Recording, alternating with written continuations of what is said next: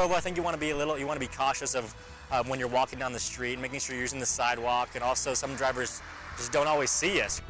A BYU student is killed by a car while riding his longboard. Utah ranks first in the nation in vaping illness. And Governor Herbert signs 5 separate bills involving alcohol and marijuana. Welcome to NewsLine. It's September 24th, 2019. I'm Chris Jacobs. And I'm Kim Peterson. A student at Brigham Young University died Sunday evening after colliding with a car while riding a longboard near the west side of campus. NewsLine reporter Eliza Fellows went out seeking answers about pedestrian safety. Eliza?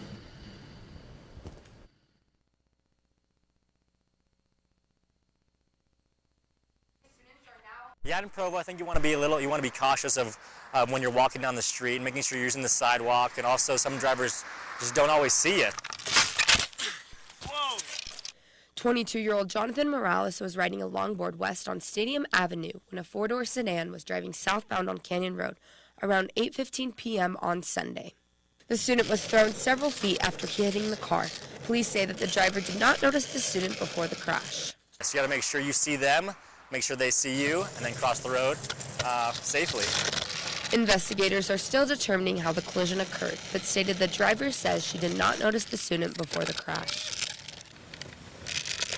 Personally, as a driver, I get a little annoyed at the people that are crossing the street just because you're trying to get to school, you have a class at 10 o'clock, and just people keep walking and walking and walking and walking, and they don't stop for you. Utah's Violence and Injury Prevention Program say that each year in Utah, 30 pedestrians are hit and killed by a car, and another 785 are hospitalized or treated in an emergency department after being in a crash with a motor vehicle.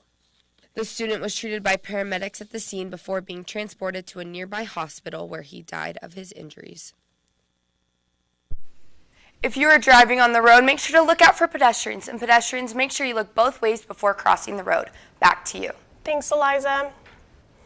One man died last night in a Weber County car crash. For unknown reasons, the man veered off the road while driving his Honda Odyssey through Far West on the I15. His car hit the concrete barrier and rolled into the travel lane, where it was hit by a semi-truck. The man was not wearing a seatbelt and was ejected from the vehicle. He died from his injuries just moments after being hit. He was the only one in the car, and no other injuries were reported.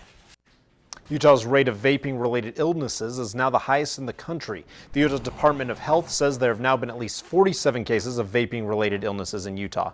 This per capita rate is almost double Wisconsin's, which has the second highest rate in the nation.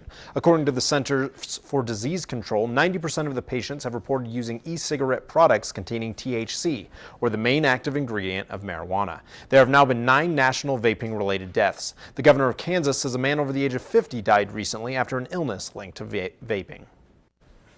A Payson man is behind bars today in connection with Sunday's early morning shooting in Springville. Police arrested 25-year-old Victor Hugo Contreras Nathanson yesterday.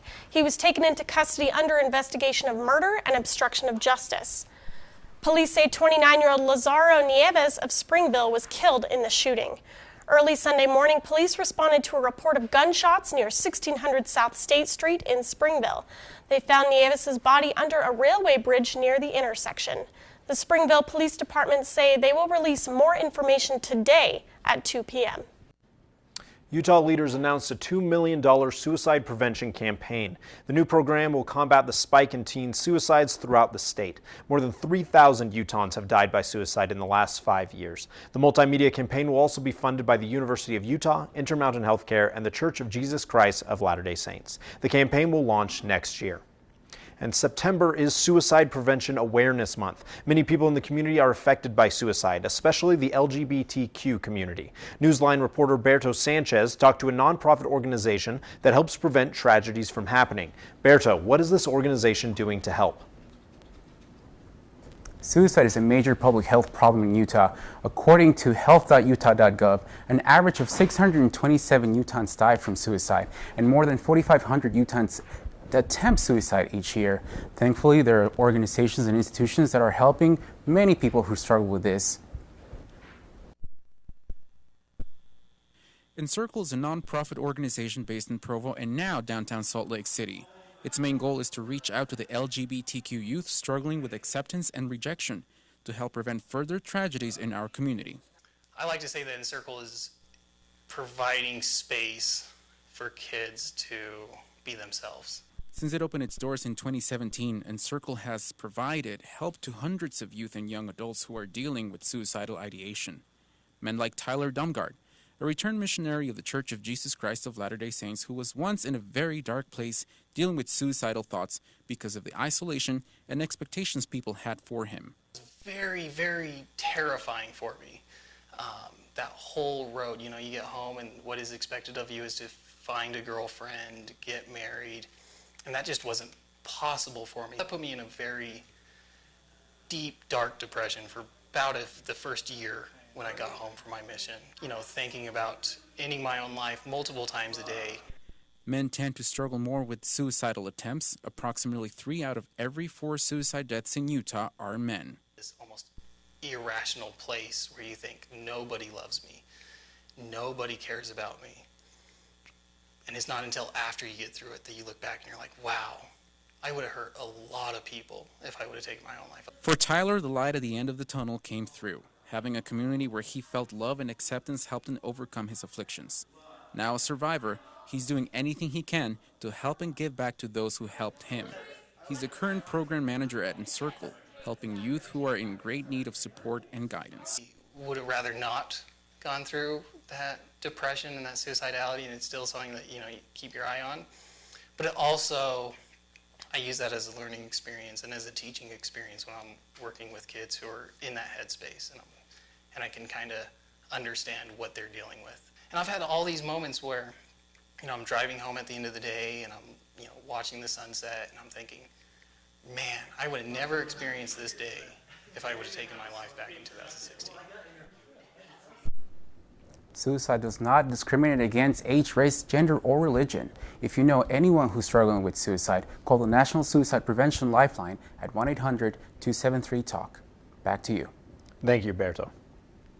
More than 250 homes in the Provo Grandview neighborhood were without power for the past 24 hours. The outage was caused by a dump truck hitting communication wires, which toppled more than 8 electric poles. The Grandview area includes 1300 West and 1600 North. Crews worked throughout the night to restore power to customers, and power was fully restored at 11 o'clock this morning. Governor Herbert signed 5 bills this week during a special legislative session.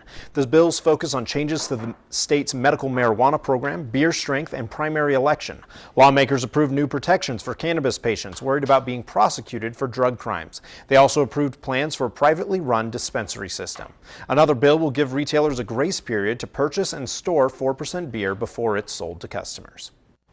Utah County drivers can expect delays and overnight closures if they're heading north on I-15 this week. Northbound I-15 will be closed from Lehigh Main Street to 2100 North starting tonight. The closure will go through Friday night as crews install new bridge beams over the rail trail. The delays will be in place Tuesday through Thursday nights from 11 p.m. to 4 a.m. and Friday night from 11:59 p.m. to Saturday at 6 a.m. Drivers will be detoured to State Street where they can continue north and get back on the freeway at the 2100 North interchange. Let's look both ways before crossing to this next story. It's Railroad Safety Week.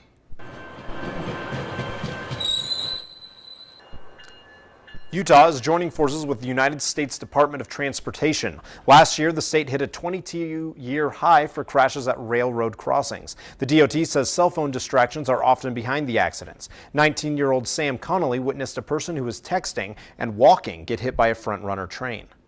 If you're on your phone, you can get hit. I've seen someone get hit. It was terrifying. I would say pay attention because your text can wait. It'll save your life. The official campaign message reminds people to stop. Trains can't. Trains take up to a mile to come to a complete stop, so waiting to answer that text message can prove life-saving.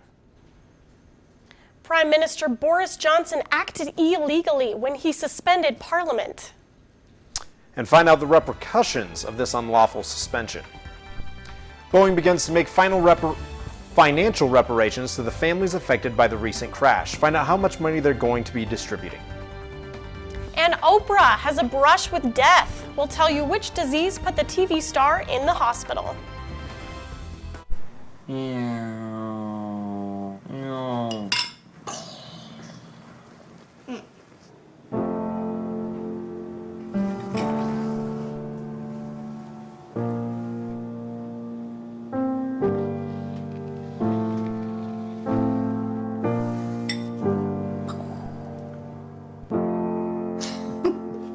aarp.org/caregiving for information on how to provide even better care for the person who wants to care of you.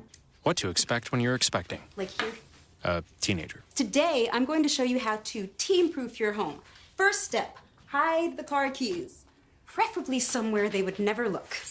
Challenges will come up. Be ready for them. Hi, honey. Ready for the... Mom, you don't use mannequins in the mannequin challenge. You don't have to know it all to be a perfect parent. Thousands of teens in foster care will love you just the same.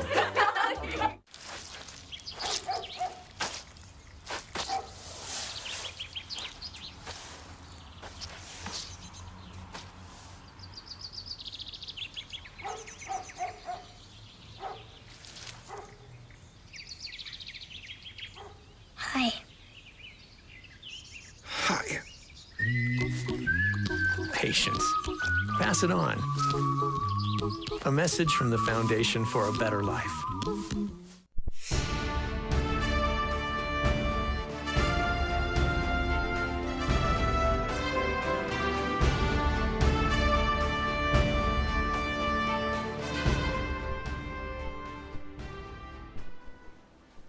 The UK Supreme Court says Prime Minister Boris Johnson acted illegally when he suspended Parliament.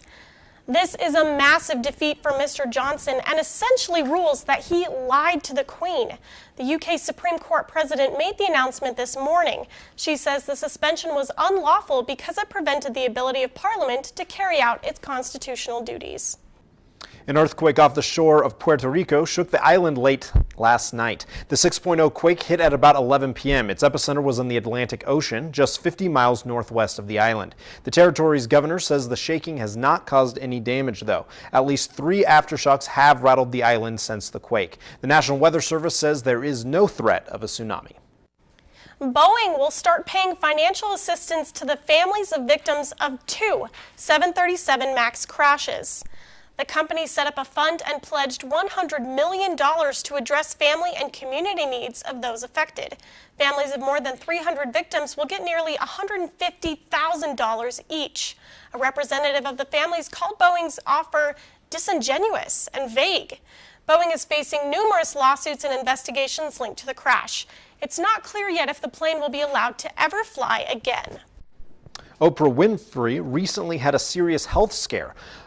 Yesterday, she revealed on The Ellen Show that she had pneumonia. Winfrey was there to promote her upcoming arena tour and her new book club selection. She says that she thought she only had a cold, but her condition got worse. When antibiotics didn't work, she went to a lung specialist. She says she got the all clear from Dr. Sunday and warned the crowd to take the flu and pneumonia seriously and to make sure to get a flu shot. President Trump will be addressing the UN today. Find out what his big message is. And why homes in California could potentially be going days without power. Plus, I'm tracking some storms that are headed for Utah. I'll let you know exactly where and when those storms will hit next.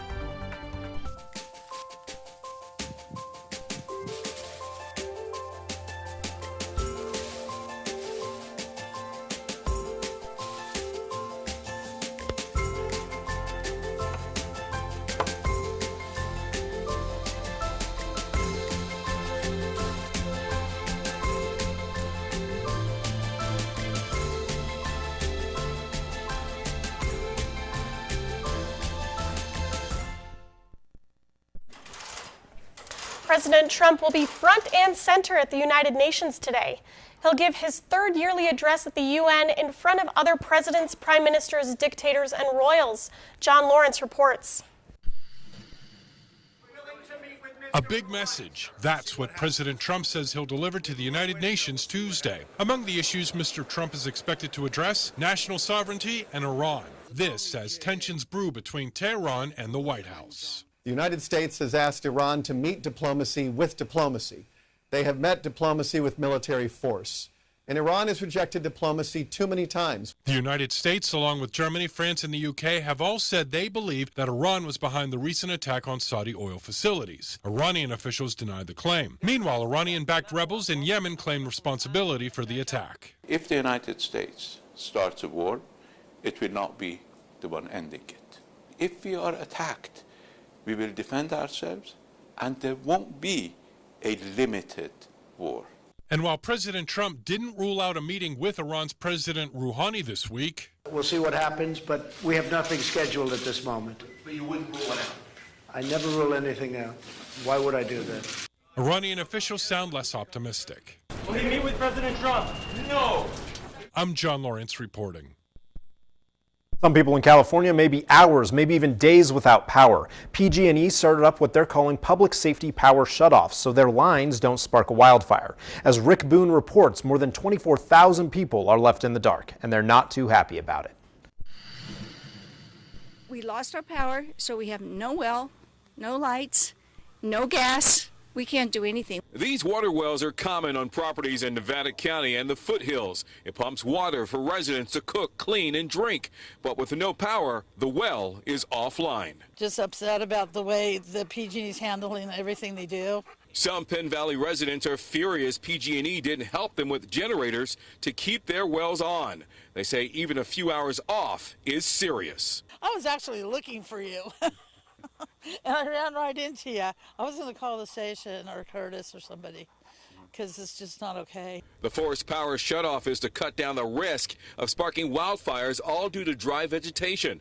PG&E says they are aware of the inconvenience, but the shutoff is necessary when there are dry situations outside. Last year, their lines are attributed to starting the campfire, and they don't want anything like that to happen again. I'm going to go get an ice block and throw an ice block in the freezer. Most customers are trying their best to adjust to the darkness. It just went out, and I go, uh-oh.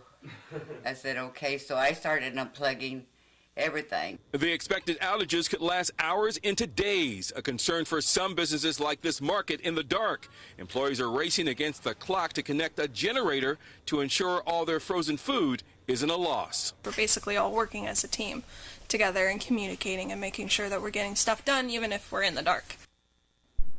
It's not clear exactly how long the blackouts will last because PG&E has to wait until an all clear on the red flag warning. Disney celebrated the first day of fall by dropping the newest trailer for Frozen 2. The film is scheduled to hit theaters later this year. Kenzie McGuire is here to tell us how social media is reacting. Kenzie, are people falling in love or giving the cold shoulder to our friends in Arendelle? Forget the pumpkin candles and changing leaves. Disney is jumping straight into winter with the release of the new trailer for Frozen 2. The sisterly duo takes us back to Arendelle 6 years later. This time around, Anna, Queen Elsa, Kristoff, and Olaf set out to find the origin of Elsa's powers, which they'll need to do to save their kingdom from evil. Along the way, they must battle a mysterious storm, massive ocean waves, an array of monsters, and other forces that threaten our favorite characters. Not only will characters from the first movie make an appearance, but we also get introduced to a new group of faces in the Enchanted Forest. Social media has been in a flurry over the film that is set to release on November 22nd. Josie tweets about the animation in Frozen 2 being absolutely breathtaking, and I agree. I'm specifically excited to see what this whole scene is about.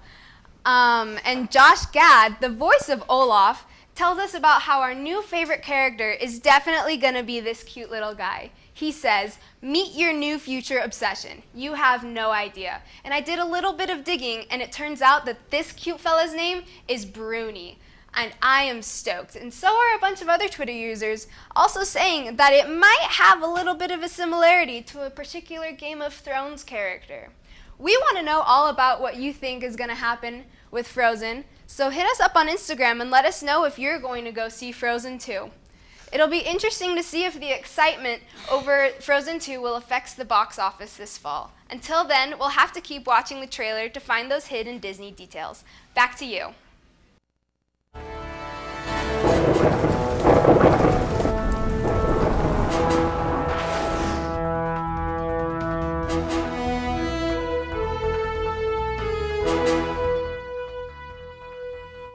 Well, while it seems like a normal day, our Rockies are actually getting a little rocky. At about 10:15 this morning, Brigham City, you shook to a 3.9 magnitude earthquake. And you can see those mountains over there heading toward Brigham City. This is the range that was a part of that earthquake. But right now, we're not getting any aftershocks. We actually have a storm headed our way. Look at this system right here up in Alaska. It's headed down to us. It's going to come Friday, Saturday, Sunday, and it's going to bring scattered showers and thunderstorms for almost all of the state, from Salt Lake City all the way down into St. George is even going to get some rain. But let's take a look at our local temperatures today before that storm comes our way. Right now, Logan 71 degrees. You'll be cool overnight at 44, Salt Lake 76, Provo 77, and St. George, though, you're going to be nice and toasty in the 90s there. Now, your weekend is actually going to be cut short by this storm. And looking at your 5-day forecast, we'll pull that up right now. On Wednesday, you're going to be getting about 92 degrees with a lot of sunshine. And then on Thursday, you're going to be getting those showers and thunderstorms that will come even more into the next week. Now, our northern Utah forecast, let's take a look at that. You're going to be getting rain Friday, Saturday, and Sunday. So don't make any crazy weekend plans, because really it's just going to be so wet. You're going to want to bring an umbrella with you if you're headed out anywhere, but I would just recommend staying in, watching a movie, drinking that hot cocoa. That's going to be my weekend plan. Sounds good to me, yeah. I might watch that Frozen in preparation for the new one. Frozen or football, whatever you're into, yeah. And, you know, even though it's only Tuesday, there is a lot of college football news. So coming up, find out what has changed in the upcoming Holy War series and how that will affect your future fandom. Also, find out what international award U.S. women's soccer star Megan Rapinoe won last night. Your son wants to get a cat, but you're allergic. Do you A, prepare yourself,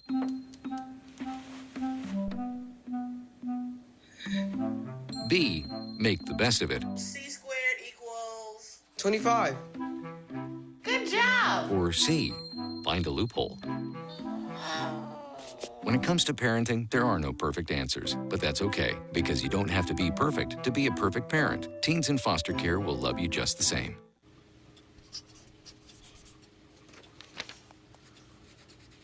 If you love them enough to relearn math so you can teach them math, then surely you'll check nhtsa.gov/the right seat to make sure they're correctly buckled in the back seat. All right, Monroe, you ready? Monroe!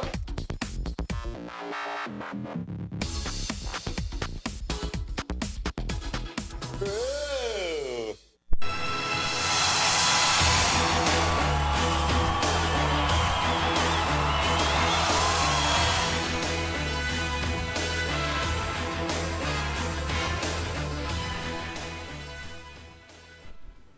Just when we thought any news concerning the BYU and Utah football rivalry was over for the season, BYU and the University of Utah announced a schedule change to the Holy War series.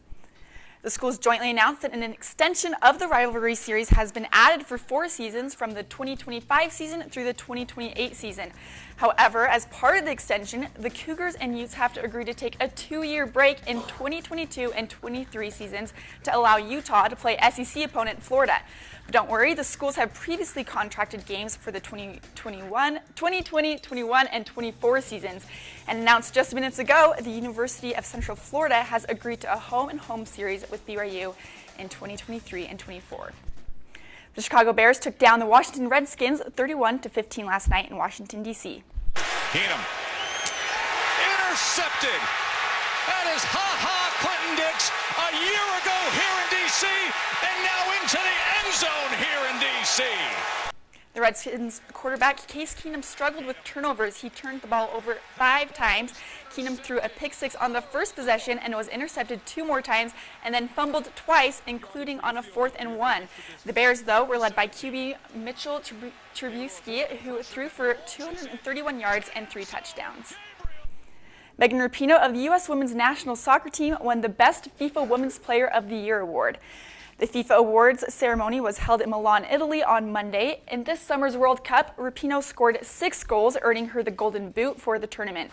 She also won the Golden Ball as the top player in the Women's World Cup. Other winners included Lionel Messi, who beat Cristiano Ronaldo to win the Best FIFA Men's Player.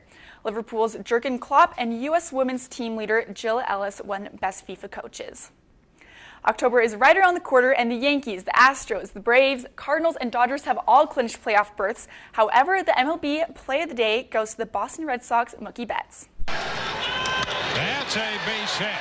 Extra bases up the right field line. Here comes Choi. Garcia digs for two, turns it on, heads to third, and the throw is in time, and oh, what a throw. The ball is hit into the corner in right field, but Betts picks it up and then from the warning track throws a 305-foot rocket to third base in time to nail Garcia, trying to stretch his hit to a triple. We'll be right back.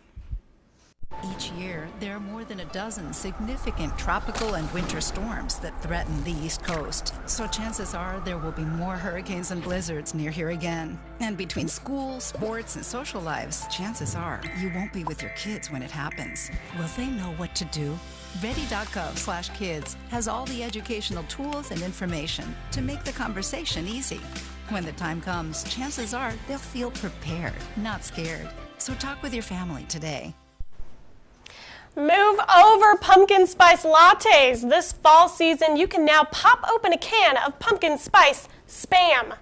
That's right, the Hawaiian canned meat company is hopping on the fall flavor bandwagon. Spam launched its limited edition pumpkin spice flavor on Monday, and it has already sold out online. The food company even released several new recipes that include the seasonal Spam. Pumpkin spice Spam waffles and pumpkin spice Spam grilled cheese are just a few of the new optimal dishes you can cook up. You know, they say, winner, winner, pumpkin dinner. I'm not having it. That's gross. Well, thank you so much for joining us today on Newsline. For more information on our stories or to share them with your friends, check out our website at universe.byu.edu/Newsline. Have a great day.